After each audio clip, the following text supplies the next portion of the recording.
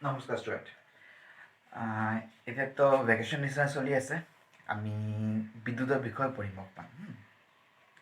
বিদ্যুৎ মানে কি, বিদ্যুৎ আমাৰ গঠন কেনেকৈ হয়, বিদ্যুতৰ আধান মানে কি, এইবোৰৰ বিষয়ে আজি অকণমান আলোচনা কৰিম।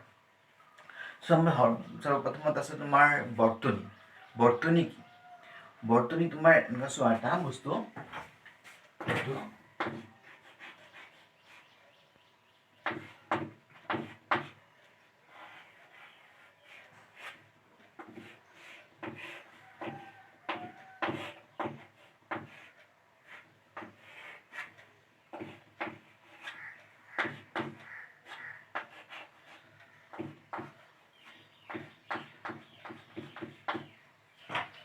এইটো বৰ্তনীৰ চিম্বল।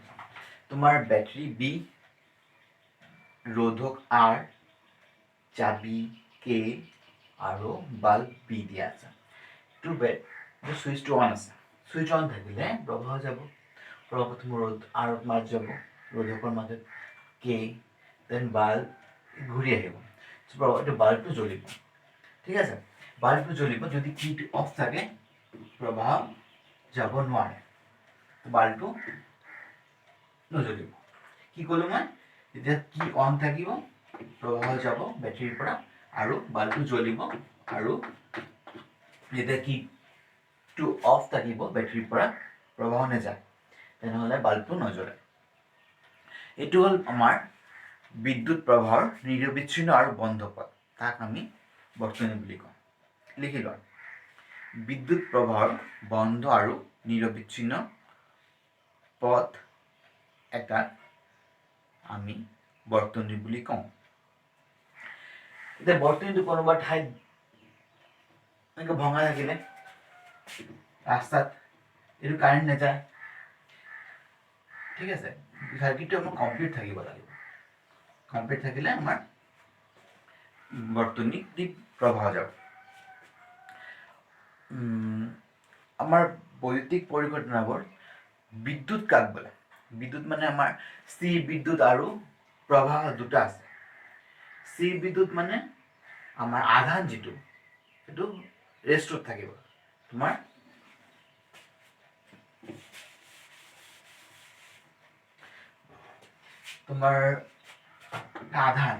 আধান চাৰিওফালে তোমাৰ বেলেগ পজিটিভ আধান, চাপ'জ নিগেটিভক টানিব,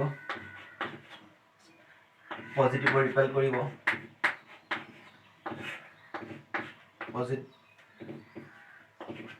পজিটিভৰ ৰিপেল কৰিব, নিগেটিভো টানিব। এইটো ৰেষ্টত থকাৰ কাৰণে, ৰেষ্টত থকাৰ কাৰণে যিবোৰ বস্তু আমি অধ্যয়ন কৰিম তাক আমি স্থিৰ বিদ্যুৎ বুলি কওঁ। স্থিৰ বিদ্যুৎ কি হ'ল, যিটো আমাৰ আধান ৰেষ্ট মানে গতি নকৰে, স্থিৰ অৱস্থাত থাকে। এই আধানৰ যিবোৰ আমি বস্তু অধ্যয়ন কৰিম তাক আমি স্থিৰ বিদ্যুৎ বুলি কওঁ। আৰু প্ৰবাহ বিদ্যুৎ হ'ল আমাৰ য'ত চাৰ্জ মুভ কৰি থাকে, গৈ থাকে। তো বিদ্যুৎ প্ৰবাহ কি হয়, য'ত আমাৰ আধান মোচনত থাকে, গৈ থাকে, কোনোবা পথে এনে গৈ থাকিব, তাক আমি বিদ্যুতিক আধান বা প্ৰবাহ বিদ্যুৎ বুলি কওঁ। ঠিক আছে, প্ৰবাহ বিদ্যুৎ আমাৰ প্ৰবাহ কাক বোলে? প্ৰবাহ হ'ল charge by time. I equal to Q by T।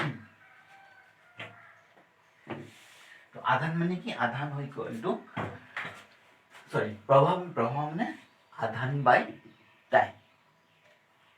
আধান মানে কি, তোমাৰ পজিটিভ আৰু নিগেটিভ আধান হ'ব পাৰে, আৰু একক সময়ত যোৱা আধানক আমি প্ৰবাহ বুলি কওঁ। লিখি লোৱাচোন, প্ৰবাহ হ'ল একক সময়ত যোৱা আধানৰ পৰিমাণ। প্ৰবাহৰ একক কি হ'ব? আধানৰ একক হ'ল আমাৰ কুলম।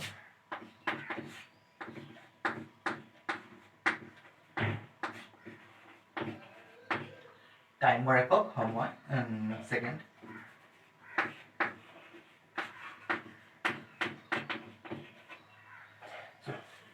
কুলম পাৰ ছেকেণ্ড আমি এম্পিয়াৰ বুলি কওঁ।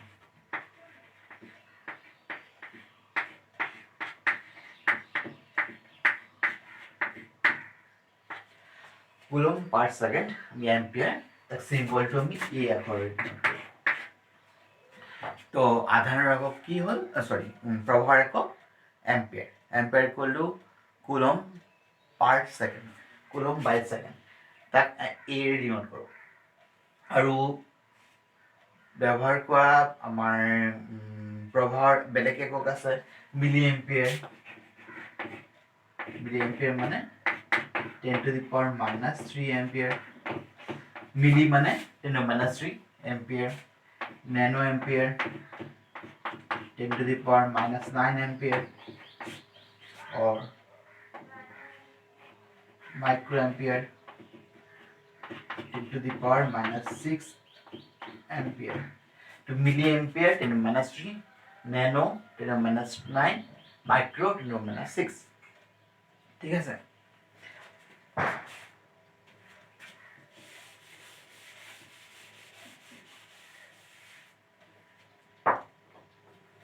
আমাৰ তাৰপিছত আছে বৈদ্যুত। আমাৰ 1 কুলম্বত কিমানটা আধান থাকে? আমি ইলেক্ট্ৰনৰ আধান সংখ্যা হয় 1.6 × 10⁻⁻19 কুলম। সো এটা ইলেক্ট্ৰন মানে ইমান কুলম, 1.6 × 10⁻19 কুলম। সো কেইটা চার্জ, কেইটা কুলম মিনিটে তোমার 1 ইলেক্ট্রন হল 1.6 × 10⁻19। সো 1 কুলমৰ কিমান আধান আছে আমৰা জানিব লাগে। সো যদি এইটো ওলাব লাগে আমি কৰিম 1.6 × 10⁻19 কুলম ইকুয়াল টু 1 ইলেক্ট্রন।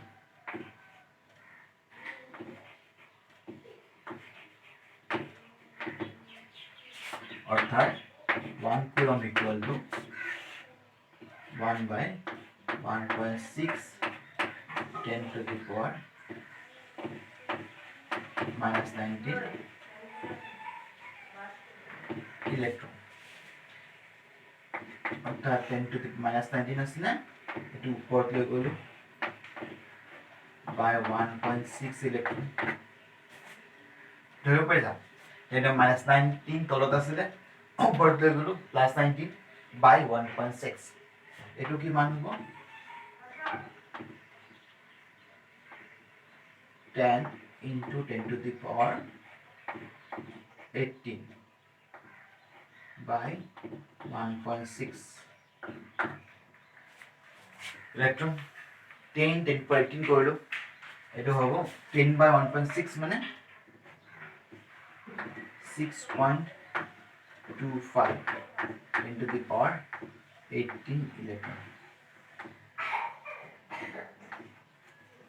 অর্থাৎ আমার 1 কুলম আধানত 6.25 10⁻18 ইলেক্ট্রন থাকে। তো লিখি লও ভাই 1 কুলম মানে 6.25 10⁻18 ইলেক্ট্রন। ঠিক আছে। তাৰপিছত আহিব আমাৰ বিদ্যুৎ আৰু বিভৱ আৰু বিভৱ বেগ।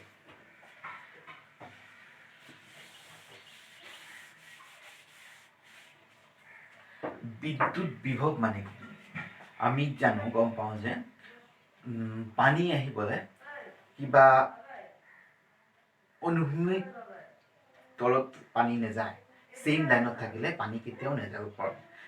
এনেকুৱা থাকিব লাগিব, এনেকুৱা থাকিব লাগিব। সিমিলাৰলি আমাৰ বিভৱ মানে আধান যেটা যাব তাক আমাৰ পজিটিভ নিগেটিভ থাকিব লাগিব। পজিটিভ আৰু নিগেটিভ, তেনেহ'লে আমাৰ আধান যাব।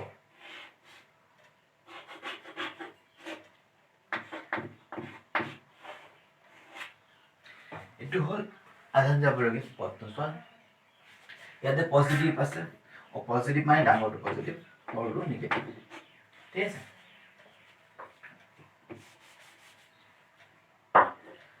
এইটো পজিটিভ, এইটো নিগেটিভ।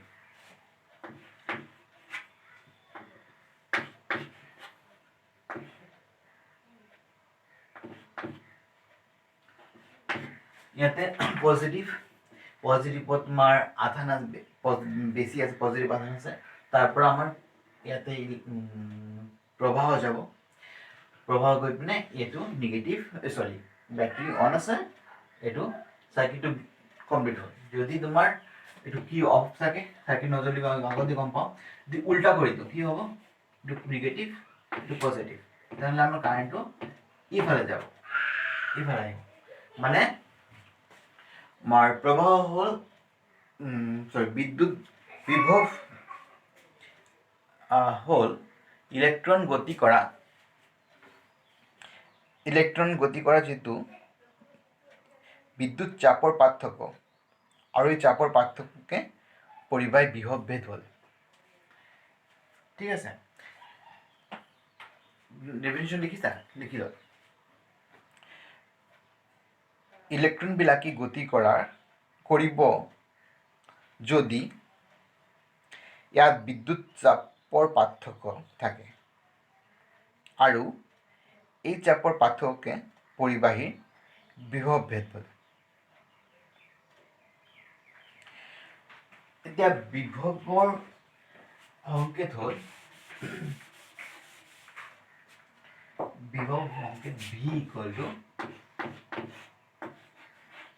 W/Q। বিভৱ ভেদ ইকুৱেল টু আমাৰ কাৰ্য একক আধান আনিবলৈ কিমান কাৰ্য কৰিব লাগে, তাক আমি বিদ্যুৎ বিভৱ ভেদ বুলি কওঁ। বিভৱ ভেদ ইকুৱেল W/Q। তাক একক আমি যেমন পাব লাগে, কাৰ্য একক কি জুল, আৰু আধানৰ একক কুলম।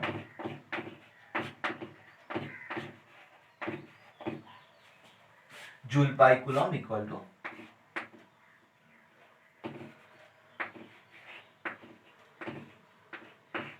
ভোল্ট। সো বিভবের একক ভোল্ট, ভোল্ট মানে জুল পার কুলম।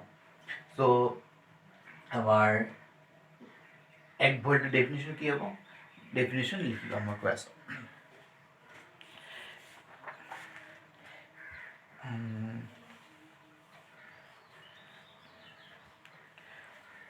কুলম বা এটাক একক কুলম আধানক একটা বিন্দুৰ পৰা আন এটা বিন্দুলে স্থানান্তৰ কৰিবলৈ যদি 1 জুল কাৰ্য কৰিবলগীয়া হয়, তেন্তে 1 ভোল্ট ইকুয়াল টু জুল বাই কুলম। তাহলে আমি কি তেন্তে বিভবৰ পৰিমাণ 1 ভোল্ট বুলি কম। ভোল্ট ইকুয়াল টু জুল পাৰ কুলম। ঠিক আছে, তাৰপিছত আছে আমাৰ সাৰ্কিট ডায়াগ্ৰাম বনাব লাগে। সাৰ্কিট ডায়াগ্ৰাম যেতিয়া বনাম আমি কেইটামান বস্তু আছে। সাপোজ প্ৰথম আমাৰ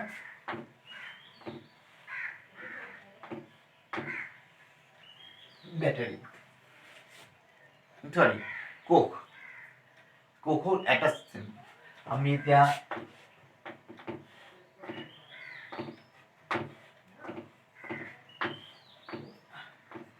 এইটো একটা পজিটিভ আৰু নিগেটিভ আছে না, এটা positive negative positive negative positive negative লগাইছো, এইটো হ'ব ব্যাটারি। এইটো কোক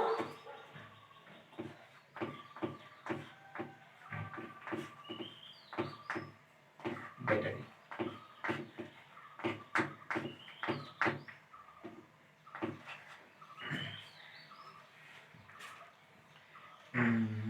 তাৰপিছত আমাৰ চাবি, এইটো মুক্ত চাবি, এইটো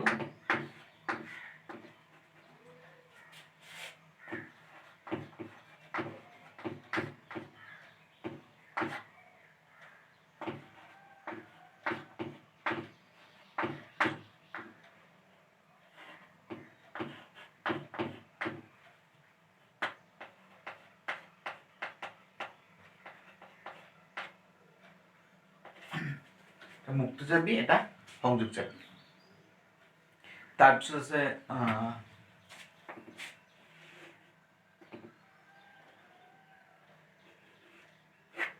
এটা তাৰ, তাক বেলেগ এটা ক্ৰস কৰে গেল, তাৰ চাৰ্জ কম, এটা মুক্ত তাৰ।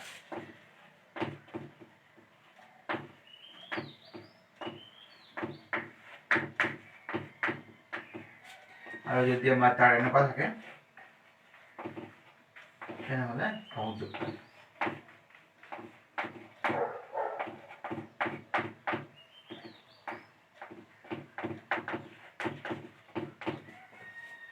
ঠিক আছে। তাৰপিছত আছে আমাৰ বাল্ব।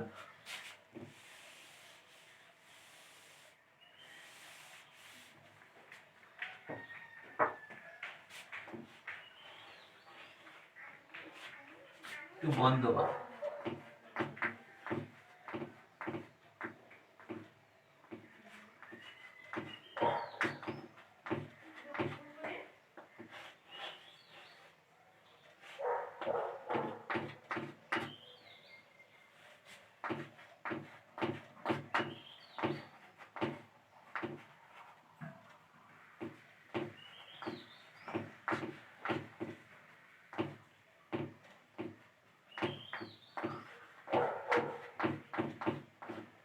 বাল্ব, মুক্ত বাল্ব, আৰু সেকেন্ডটো হ'ল জ্বলি থকা বাল্ব। নেক্সট আছে আমাৰ ৰোধক।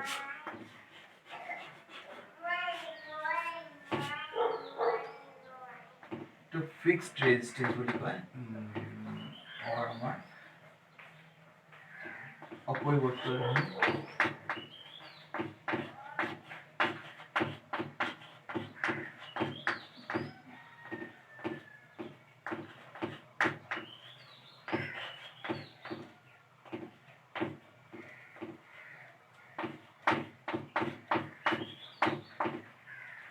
অপৰিৱৰ্তনশীল ৰোধ। আৰু যদি আমি ৰোধৰ এনে কৰি দিওঁ তেনেহ'লে পৰিৱৰ্তনশীল ৰোধ।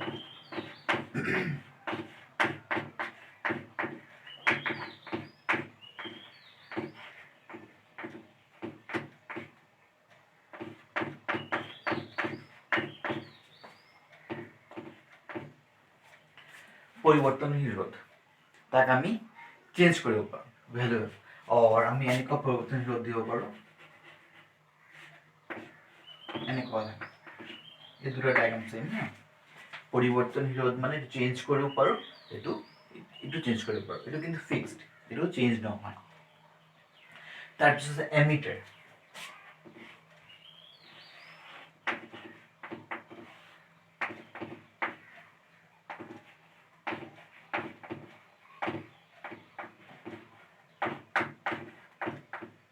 এমিটাৰ পজিটিভ আৰু নেগেটিভ। আৰু নেক্সট আছে ভোল্টমিটাৰ।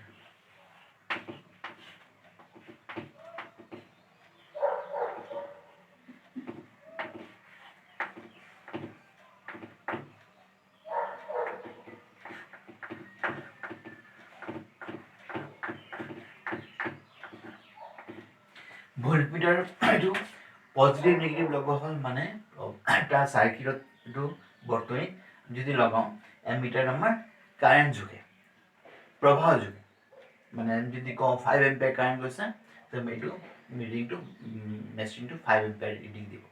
চিমিলাৰলি ভোল্টমিটাৰ বিভৱ ভেদ যোগে, প্ৰবাহ প্ৰথমত পাইছিলে প্ৰবাহ কি আছিলে আধান বাই টাইম, আৰু ভোল্টমিটাৰ কি আছিলে কাৰ্য বাই আধান। এইটো হ'ল এতিয়া আমাৰ ohms law আহিব। ohms law মানে কি? ohms law এইটো ঠিক আছে, ohms law লিখা, লিখি লওঁচোন আগতে।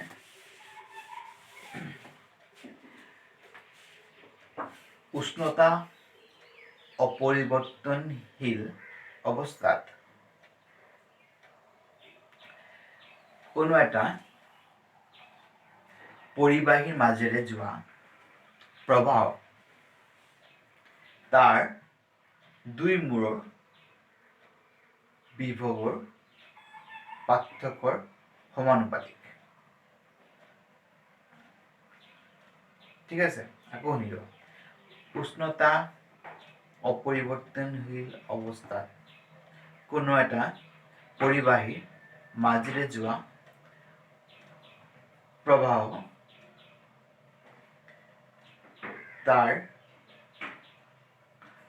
পৰিবাহীটোৰ দুই মূৰৰ বিভৱৰ সমানুপাতিক। চ' মানে কি কৈছে, V is proportional to I or V equal to IR. এইটো হ'ল ohms law।